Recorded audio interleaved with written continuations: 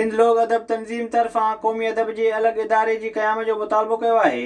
हैदराबाद में आजिज़ रहमतुल्लाह लाशारी, अली अकबर चांडिए ऐं ॿियनि जी अॻवानी में शाह अब्दुल लतीफ़ भिटाई जो रिसालो खणी प्रेस क्लब ताईं रैली कढी वई।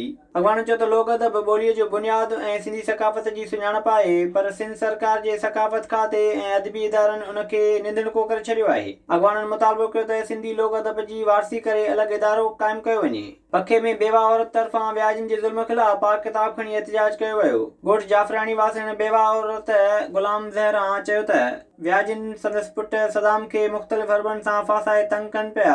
औरत मुतालबो कयो त व्याजनि ख़िलाफ़ कार्रवाई करे जान बचाई वञे। जुडे में इरीगेशन मुलाज़मनि तरफ़ां मुतालबनि जी मनता लाइ प्यादल मार्च कयो वियो।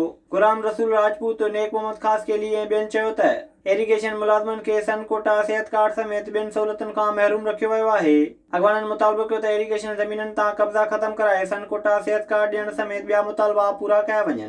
विज़िट कयो अवामी आवाज़ मीडिया ग्रुप जी वेबसाइट awamiawaz.pk